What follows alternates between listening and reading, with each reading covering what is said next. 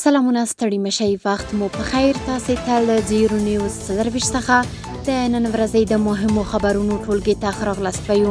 نن چهارشنبه د 1404 هجري لمریز کال د سلواکې لومړی چې د 2026 زیږدیز کال د جنوري له 21 سره برابره ده.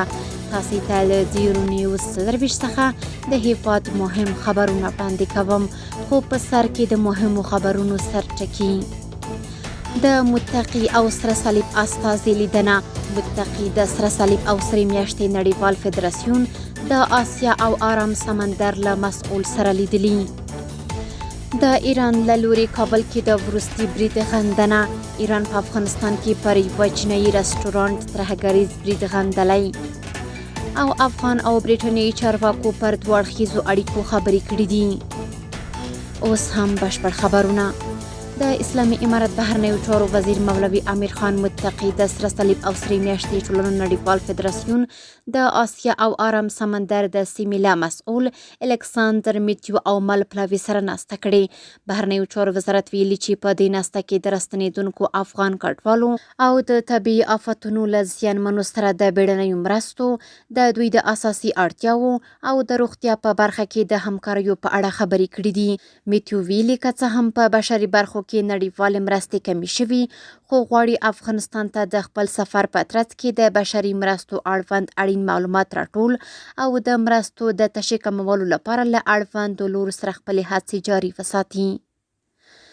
ایران په افغانستان کې پر یوه چینایي رسټورانټ ترهګریز برید غندلی. د ایران بهرنیو چارو وزارت ویاند اسماعیل بقایي په کابل کې په یوه رسټورانټ کې شوی ترهګریز برید چې د یوه چینایي تبه په ګډون د ګڼ شمېر کسانو د وژل کېدو او ټپي کېدو لامل شو غندلی دی.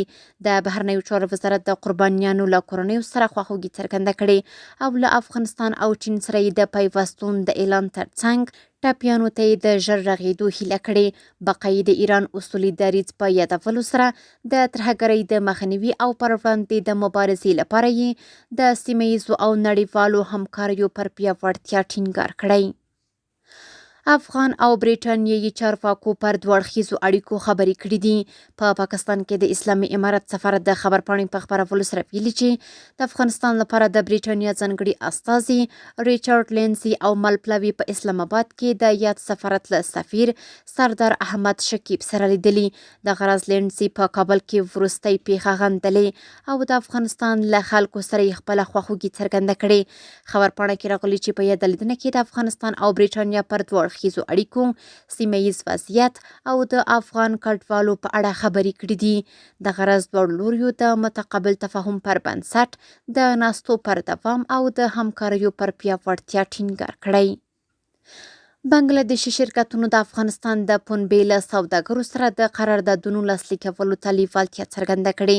د صنعت او سوداګرۍ وزارت مرستیال مولوي احمد الله زاهد او مل پلاوي د بنګلادیش د جامو د تولیدونکي او صادروونکي ټولنې له مشر سره لیدنه کې له افغانستان څخه بنګلادیش ته د پنبې د صادراتو د زیاتوالي، د ګډو همکاریو، سوداګرۍ او د دوه اړخیزو اسانتیاوو پر رامنځته کولو خبرې کړې دي. د یادې ټولنې مشر زیاته کړې چې بنګلادیشي رخت تولیدونکي شرکتونه لیواله دي د افغانستان د پنبې له سوداګرو سره مستقیم قراردادونه لاسلیک کړي. بلور صاحب د دواړو هیوادونو ترمنځ د سوداګریزو اړیکو پر پیاوړتیا ټینګار کړی او د دواړو هیوادونو ترمنځ د سوداګرۍ کچې د لوړېدو هیله څرګنده کړې. دواړو لوریو ناسته د متقابلو سوداګریزو همکاریو، د افغان پنبې لپاره د نوي بازار د پیدا کولو او د نساجۍ په برخه کې د عملي تعامل لپاره یو مهم ګام بللی. او وروستی خبر همدا چې له پیښو سره د مبارزې چمتووالي ملي ادارې له اوچا د مرستو د دوام غوښتنه کړې. له پیښو سره د مبارزې چمتووالي ملي ادارې مشر مولا نورالدین تورابي په خپل کاري دفتر کې د اوچا د صحفي دفتر له مسؤل کینت راجرز او مل پلاوي سره لیدنه کې دواړو لوریو پر ګډو همکاریو ټینګار کړی. نوموړي له یاد پلاوي غوښتي چې مؤسسات د ټولو پیښو ځپلو کورنیو ته مرستې ورسوي. د غرض د یادې ادارې د ماین پاکۍ چارو د انسجام او همغږۍ ریاست له اوچا د زیاتې همکارۍ غوښتنه کړې. بلور د اوچا مشر څرګنده کړې چې د تیرو کلونو په پرتله د بودیجې له کمښت سره مخ دي، خو هڅه کوي چې 11.5 میلیونه اړمنو خلکو ته بېلابېلې مرستې ورسوي.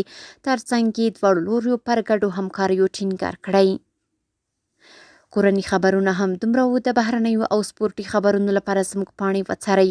په خواله رسنیو باندې فیسبوک، انسټاګرام، ایکس پخوانی ټویټر، یوټیوب او ټیک ټاک زموږ خپرونې خوښې او موږ تعقیب کړئ.